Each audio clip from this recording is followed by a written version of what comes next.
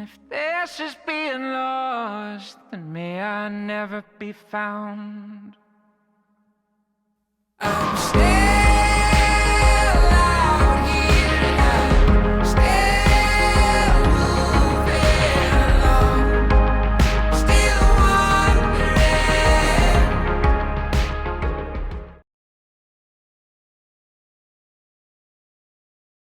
Today is Saturday, and I'm not on call, so let's talk about finding legitimate housing. And in the same vein, let's talk about fraudulent landlords, because your girl has been taken by one. While we talk about it, we're gonna take out the trash. I'm not proud of it, but I figured I should come clean, because it's probably something that you're gonna run into if you decide to be a traveler, or if you already are one and you decide to travel for any length of time. Trash landlords are out there, and if you're not careful, they'll get you, just like they got me. So I'm gonna tell you a short story about a tech that I worked with at an assignment that found a housing on a website that I've recommended to you. If I can close my door. So this landlord, well, first the tech gets to the house, and the house is just in complete disrepair. There's mold everywhere, it's damp inside, the furniture is wet, the bedding is wet. It's just not fit for human living. So the tech gets in touch with the landlord, and the landlord says, everything was fine when I left. I don't know what's going on. And the tech said, can we get somebody in here to fix this so that I can live in it? And the landlord says no. So the tech gets in touch with a staffing company who offers to pay for a plumber. And the landlord says no. So the staffing company stepped in, which is not something that always happens. Staffing company stepped in and said, okay, we're gonna find you a place to live, and you can keep your stipends. As in, you can pay the rent, but keep the rest of your stipends, which is not the standard for the industry when your staffing company finds your housing. There's a second tech that I know that I've worked with that drove to his first assignment in Austin, Texas, and called me when he found out that the place that he was supposed to be living didn't exist. He said, what am I supposed to do? Who am I supposed to call? Well, did you call your staffing company? Yes, but it's after hours and they're not calling me back, which is interesting because most staffing companies have someone on call after hours. As a matter of fact, some of them, their claim to fame is that there is someone on call 24 hours a day and you're never by yourself. I can tell you, I've worked for that company, that's not true. He had some options. He could go to a hotel. He could wait for his recruiter to call him back. He could even call the manager at the lab after hours and tell the manager what happened and ask if there was any temporary housing options, even somewhere at the hospital that would take him in. This is terrible. This is a terrible angle.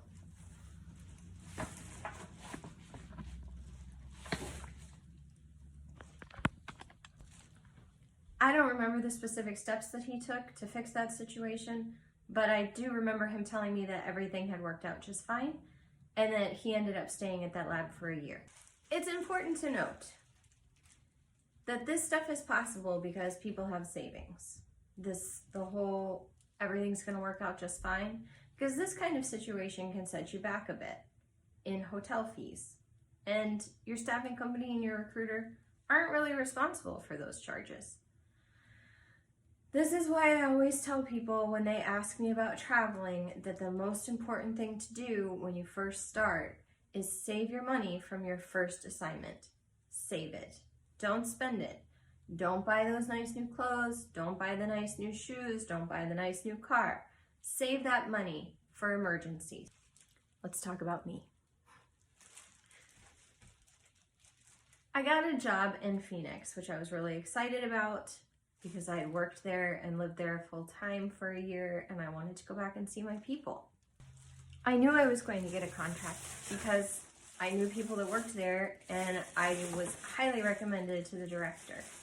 So I started looking for housing before I even had a contract there. I was really excited. I found housing almost right away on furnishedfinder.com. I know, I've recommended it to you. Just wait.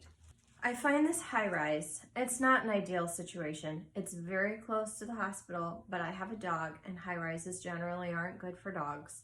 Just because you have to get on an elevator, you know, walk down a hallway with other dogs usually, get on an elevator to go downstairs, and then there's like tiny patches of grass around to walk your dog. And downtown Phoenix isn't exactly known for being green.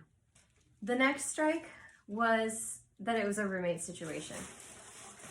But the other girl was around my age and also worked in healthcare. So I figured that's great. Either we'll have stuff to talk about when we want to talk, or we just won't bother each other, or we won't even be home at the same time. So we're on the phone. And the conversation went great. It was great. We even talked about our astrological signs. And then we get off the phone and we start talking about details of the lease. And she starts texting me that people are texting her with offers to pay more rent than what the listing required. This was a pressure tactic. And I recognized it as a pressure tactic. And I didn't let go. Instead, I said, well, I can't afford to pay you more, but if you'd like it, I don't blame you, and you can go ahead with someone else. And she said, no, I like you. We've already talked. I'm sure we're going to get along great. But she continued to tell me how people were texting her with higher offers. In the meantime, I was looking at the lease, and I was making changes. And I got a weird feeling, and I put in the lease an escape clause for myself. It said that if I didn't get a contract, that I would get my deposit back. Because the deposit that she was asking for, why is this door so far away? Was like first month's rent, security deposit, dog deposit, even though we both had dogs. And it was close to $2,000. And that made me really nervous. So another thing that I'll never do is give someone more than $500 for a deposit. If they want more than $500, then I move on to somewhere else. And if I can't find somewhere else, then I decline the offer and I find another job. So I put this clause in the lease and she said, yeah, that's fine. And there were a lot of red flags. The first was her email address. She said it was her daughter's email address. And I didn't understand why a grown-up with a job would need to use their daughter's email address. The second was when I Googled her name, because you should really be verifying that these people are real and exist. And you'll find them usually on like LinkedIn or the Yellow Pages online or something like that, or on Facebook. There were a lot of red flags. And I'm really embarrassed about that because I should have heeded them, because I saw them. Everything in me was rising up and saying, no, don't do this. This is wrong. This is bad. This is a scam. But I let my emotions get the best of me. I was really excited about getting this job and going back to Phoenix and seeing people that I hadn't seen in years and working in a lab that I was familiar with and I was good in. And so I ignored the red flags. The next one was she started sending me pictures of furniture and accessories for my room and asking me what I liked. This is not my room. This is your room and I'm renting it. You get whatever you want. I'm not paying for any of this. She was really easy to get a hold of while I was waiting to sign the lease and send a deposit. And I wanted to take as much time as I possibly could to do those two things. And every time I texted her and asked her a question to buy some more time, she responded right away. After I sent her money and signed the lease, she was not as easy to get a hold of. And that's when I knew I'd made a giant mistake. She started blocking me from email. She blocked me from text messaging. And it got to the point where the only way that I could get in touch with her was through Venmo. And eventually, she just ignored me on that. So now I'm out $2,000. I have no place to live in Phoenix. And I have a contract, but nowhere to live.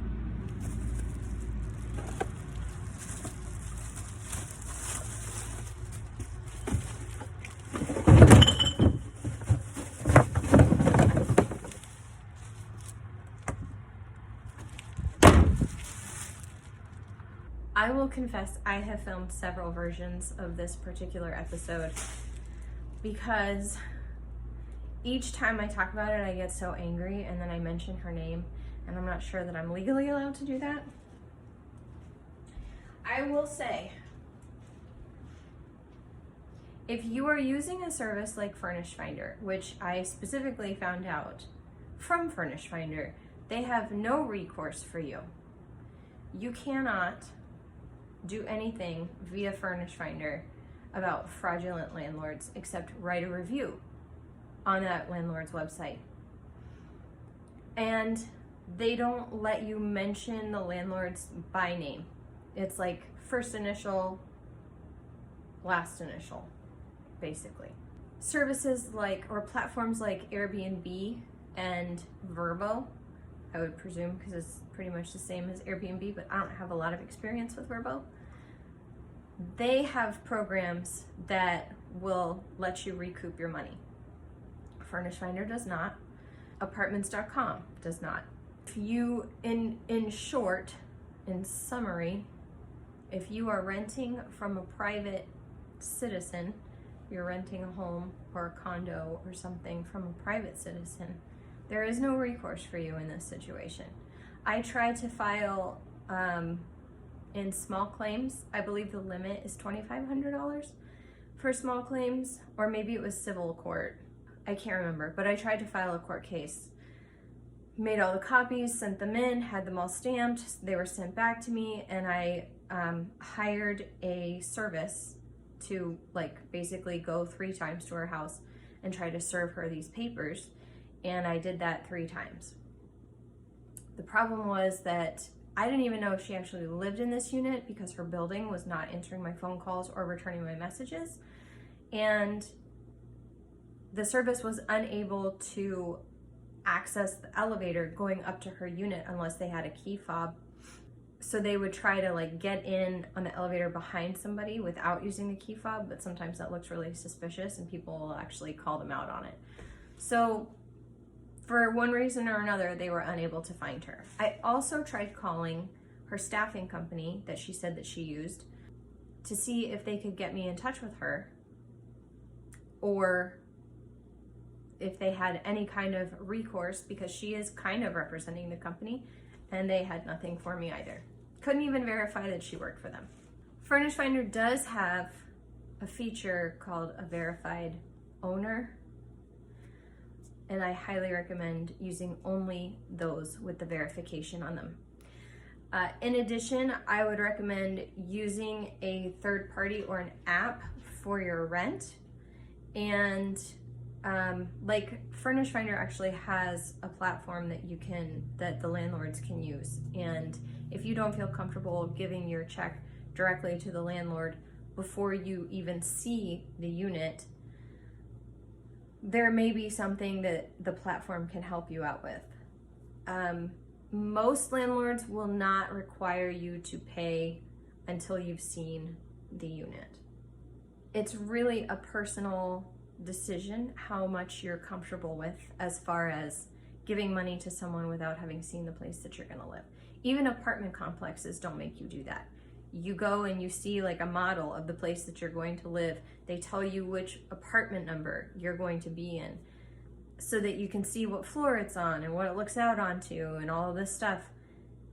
They don't just say, hey, I have this place for you. Yeah, cool, give me $1,200 and you can move in on Thursday without ever having looked at it. Basically, it's really important to trust your gut. I knew the whole time that it was a bad situation and I shouldn't be getting involved in it. But I was so excited about finding housing before I even had a contract, for having that huge task, that huge tedious task off my plate for at least the next 13 weeks, that I just went ahead and went for it. And I never should have, and I knew I shouldn't have. Also, if any of you find out that it's perfectly legal to put someone on blast on YouTube, like using their actual name and telling people what a terrible person they are, let me know, because I would love to put this person on blast. Thanks. Despite what it sounds like, Phoenix wasn't a total wash. I managed to find housing and Milo met some of my friends. We had a great time in Phoenix and Sedona and the surrounding area, and I didn't want to leave. But when adventure calls, you must answer.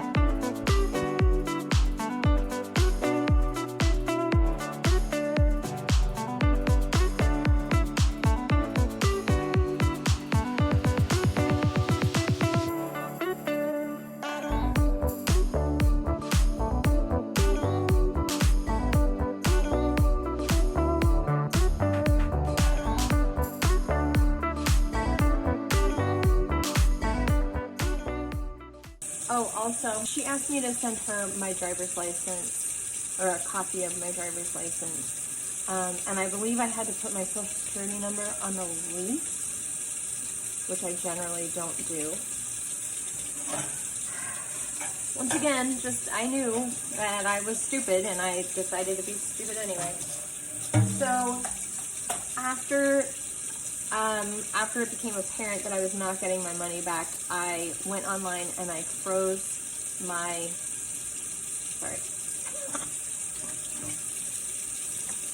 I went online and I froze my credit. So she couldn't take any credit cards out or anything like that under my name. And maybe I'll put some links up so that you know where to go if this happens to you, which I really hope it doesn't, because it was a very